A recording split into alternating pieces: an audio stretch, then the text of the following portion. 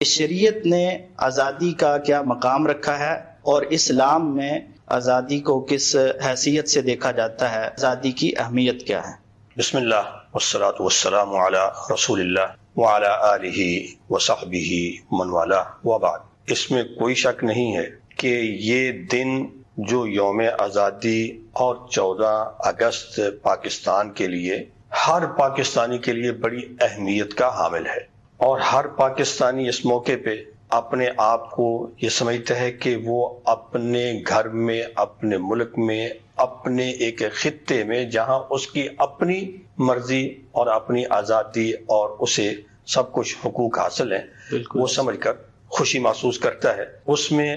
پاکستان کے ہر طبقے کا ہر فرد شامل ہے۔ آپ نے اصل میں اب اس کو کہا کہ بھی ہم آزادی کی اہمیت کے حوالے سے بات کریں اور اس کو کچھ ساتھ شرعی نقطہ نظر سے بھی دیکھیں، تو اس حوالے سے جہاں تک تعلق ہے آزادی کی اہمیت کا، تو شریعت سے پہلے یہ ایک فطرتی چیز ہے۔ اللہ تعالیٰ نے ہر چیز کی فطرت میں آزادی رکھی ہے، اور اگر کہیں اس آزادی پہ کسی موقع پہ کوئی پابندی کو قدغن لگتی ہے تو ہر چیز اس کو برداشت نہیں کرتی یا تڑپتی یا اس سے تنگی محسوس کرتی ہے۔ عام مثال مشہور ہے کہ یعنی اگر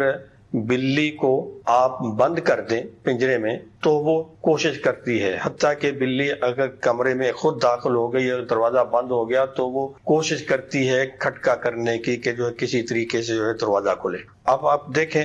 پرندہ ہے، کسی پرندے کو، چڑیا کو یا کبوتر، اس کو پکڑ کر آپ پنجرے میں بند کریں، پنجرے میں بند ہے، وہ بلی سے، چوہے سے، کسی بھی کتے سے، ہر درندے سے وہ محفوظ ہو گیا ہے، لیکن وہ سمجھتا ہے کہ یہ میری آزادی چھن گئی ہے۔ اور اگر اس کو دیکھیں ہم، چونکہ مسلمان ہونے کے ناطے ہمارے لیے تو مثالیں بھی قرآن و حدیث سے اور نبی اکرم علیہ السلام سے، کہ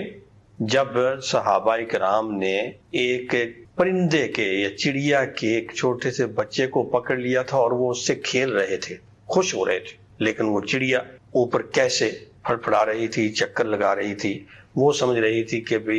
میری یا میرے بچوں کی آزادی جو ہے وہ چھن رہی ہے۔ اس سے یہ ہے کہ فطرتی طور پر ہر چیز آزادی چاہتی ہے۔ باوثوق صحیح حدیث سے ثابت ہے کہ عاشورہ کے دن جو واقعہ پیش آیا اس میں کیا تھا کہ موسیٰ علیہ السلام اور ان کی قوم بنی اسرائیل کو نجات ملی، اور وہ نجات یعنی آزادی ملی۔ کتنے عرصے تک وہ فرعون کے غلام رہے بنی اسرائیل؟ فرعون اپنی مرضی سے ان کو چلاتا تھا، ان کے بیٹوں کو، بچوں کو ذبح کرتا تھا، عورتوں کو غلام بنا رکھا تھا، اپنے جس جگہ پہ چاہتا تھا کسی کو کام پہ لگاتا، کسی کو ڈنڈے مارتا، کسی کو کیا کرتا تھا۔ لیکن عاشورہ کے دن اس پورے پچھلے کتنے عرصے سے، کچھ 40 سال کے بعد تو موسیٰ علیہ السلام کو رسالت اور وحی نبوت ملی، اس سے پہلے سے سلسلہ چلا آ رہا تھا، اور نبوت کے بعد بھی جو ایک بحث مباحثہ اور دعوت کا سلسلہ چلتا رہا۔ اس کا مطلب ہے کہ کتنے سال گزرے،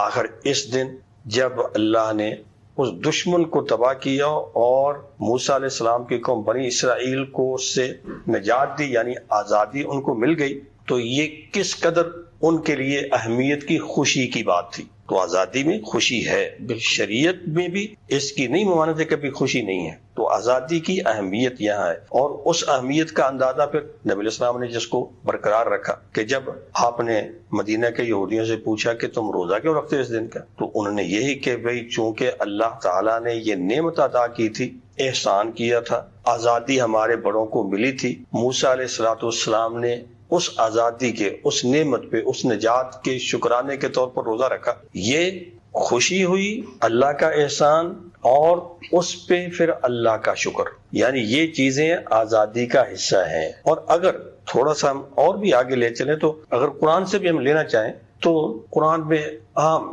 جو بہت ہی مشہور آیت ہے لا اکراہ فی الدین، یعنی اکراہ، اب اکراہ والی جو بات ہے کہ یعنی کسی کو مجبور نہیں، کسی کو غلام بنا کر نہیں، کسی کو تنگ کر کے کچھ نہیں، ہر ایک اپنی آزادی سے جو، اور یہ چیز یہ سب سے، اور پھر فطرتی طور پر ہم لیں عمر رضی اللہ تعالی عنہ کا وہ قول، متی استعبدتم الناس، تم نے کب سے لوگوں کو غلام بنا لیا ہے، وقد والدتہم امہاتہم احرارا، جب پیدا ہوئے تھے ان کی ماں نے تو ان کو آزاد جنا تھا، بندہ پیدا، انسان پیدا آزاد ہوا ہے، تو تم حکمران، تم لوگ بڑے لوگ کیا غلام بنا لیتے؟ اس کا مطلب یہ ہے کہ یہ شروع دن سے فطرت کے اندر آزادی ہے، اور آزادی کی اہمیت شرعی طور پر بھی اتنی ہی ہے۔ آزادی ہوتی ہے تو بندہ عقیدہ بھی صحیح اپناتا ہے، آزادی ہوتی ہے تو اللہ تعالیٰ کے سامنے اپنا کردار بھی عملی طور پر وہ صحیح پیش کرتا ہے۔